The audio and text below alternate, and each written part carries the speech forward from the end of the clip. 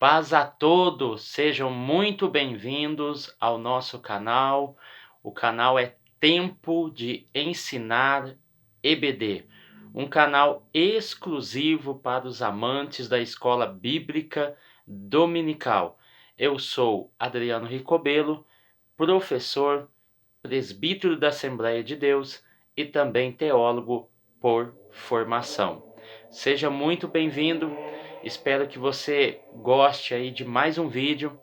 Se você não nos conhece ainda, está passando pelo YouTube, viu o nosso vídeo e gostou, se inscreva no nosso canal, ative as notificações do sininho para que você possa receber em tempo real os nossos vídeos, ao qual nós postamos 3 vezes na semana. Nós postamos a aula da Escola Bíblica Dominical uma semana antes e no meio da semana nós fazemos 2 vídeos relacionados a 2 versículos que estão na revista para a reflexão, tá bom? Então, na última aula eu queria até pedir desculpa para todos aí que no finalzinho do vídeo aconteceu um erro e ele ficou faltando 3 minutos. E para recompor esses 3 minutos que nós perdemos, eu queria ressaltar eles aqui, no caso, a lição de número 3, tópico 3, subtópico de número 2. O versículo ao qual eu estava abordando será o tema da nossa reflexão aqui nessa noite. Se encontra lá em Mateus capítulo 5, versículo 17 ao versículo 20, que foi a leitura bíblica em classe da lição de número 3. Então nós vamos abordar o versículo 19, o 17, 19 e o 20, de maneira bem sucinta, bem objetiva, padrão reflexão, ao qual nós já colocamos aí como artigo do nosso canal. Então, toda semana tem 2 reflexões semanais para que você possa aproveitar o máximo e analisar um pouco mais essa reflexão que é tirada da própria lição anterior. Então vamos lá, vamos refletir um pouco aqui.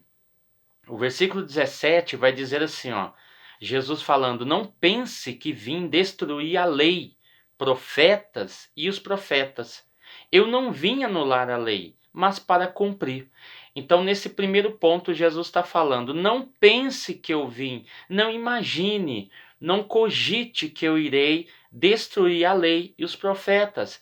Eu não vim de forma alguma anular, mas cumprir. Jesus faz uma negação e uma afirmação. A negação vem do verbo anular, ou seja, ele não tem o intuito de anular, mas sim usa como afirmação o verbo cumprir. Eu vim para cumprir.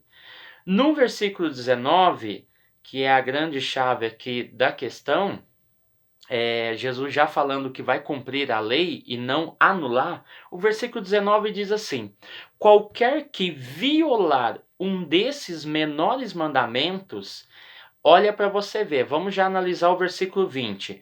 Qualquer que cumprir. Então, dentro do versículo 19, nós temos 2 pontos. Primeiro, Jesus fala daquele que vai violar a lei, e Jesus fala também daquele que vai cumprir a lei. Ele vai fazer um paralelo entre as 2 questões, que no caso seriam 2 pessoas, uma que viola e uma que cumpre. A que viola será chamado menor, ou seja, o que violar o menor dos mandamentos e ensinar aos homens. Se você olhar no versículo 19, você vai ver que aquele que cumpre também ensina. E o que ensina e cumpre será chamado de grande. E o que não cumpre e viola a lei, ele será chamado o menor. Mas o perigo está na questão do ensinar. Porque Jesus, quando ele foi falar daquele que viola a lei, daquele menor mandamento da lei e daquele que cumpre a lei, você vai ver que os dois ensinam. Ou seja, o cara, a pessoa, o grupo que viola a lei, ele ensina aos homens, enquanto aquele que cumpre também ensina aos homens. Mas a diferença também está na classificação, porque os dois podem ter o mesmo objetivo, embora um viole a lei e o outro não viole a lei. Só que uma coisa vai distinguir do outro, a forma como serão classificados e determinados por Cristo. Porque o que viola a lei, mas ensina mesmo assim, ele será chamado menor no reino dos céus. E o outro que cumpre e também ensina, será chamado o maior ou grande no reino dos céus. Só que para analisar, alguns comentaristas, principalmente Beacon, né, que é esse livro que está aqui, ó, ele especifica em Mateus que a ideia de ser chamado menor no reino dos céus significa que ele será tirado para fora. Porque o comentarista diz o seguinte: não tem como aquele que viola o mandamento, por mais que ele esteja ensinando, ele está ensinando algo que ele não pratica, algo que ele não faz, algo que ele tem apenas por teoria, ele não cumpre aquilo que ele fala. Então, o texto, o escritor, vai dizer que menor aqui está no sentido de ser deixado para fora, ou seja, será chamado o menor no reino dos céus, ou seja, será deixado para fora, tá? E o outro não, será grande no reino dos céus.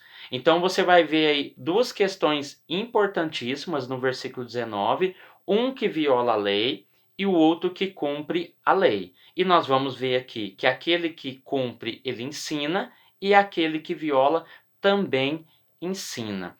Outro ponto aqui: se a vossa justiça não exceder a dos escribas e fariseus, de modo nenhum entrareis nos céus, tá? Então você vai ver que a nossa justiça, aquilo que fazemos, tem que exceder aquilo que era proposto ou que foi proposto. No caso de Jesus, os seus discípulos tinham que exceder aquilo que os fariseus e os escribas ensinavam, tá? Na sua maneira de ver, na sua maneira de agir, na sua maneira de falar, ou seja, excedia em prática e em virtude. Outro ponto que eu queria destacar para a gente encerrar a nossa reflexão é que você pode comparar esse texto que nós acabamos de ler, de Mateus 5, 17 ao 20, com Mateus 7, versículo 22, que quando eles se apresentam diante do Senhor, eles dizem: Senhor, nós profetizamos em teu nome, nós expulsamos demônios e fizemos tantas e muitos milagres ou maravilhas. Jesus vai olhar para eles e diz: apartai-vos de mim, vós que eu não conheço.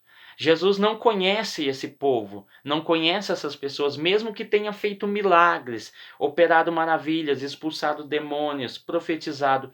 Então nós temos que ter muito cuidado com essas questões. Porque estar na igreja não significa que você tem a salvação. Dizer que você é crente não significa que você é salvo. Você tem que, de forma gradativa, buscar essa salvação, que é uma santificação progressiva, tá bom? Então, que você fique com essa palavra, medite nela, reflita nela e veja o quanto nós estamos em perigo com tantas pessoas ensinando, mas não vivendo aquilo que prega, e que eu e você não seja uma delas, para que quando chegar aquele dia, nós não sejamos desconhecidos por Deus. Ou seja, temos que ser conhecidos pela nossa vida, pela nossa obra e pela nossa fé. Então que Deus abençoe a cada um, Deus abençoe a sua casa, Deus abençoe a sua família e o seu ministério. Se você gostou desse vídeo e quer mais, compartilhe ele, curte o vídeo, deixe o seu like, ou seja, também comente no vídeo o que você achou, o que você aprendeu, o que você colheu desse ensinamento bem rápido e bem breve. Então que Deus venha abençoar grandemente a sua vida e até domingo que vem com a nossa aula da EBD. Deus abençoe a todos em nome de Jesus.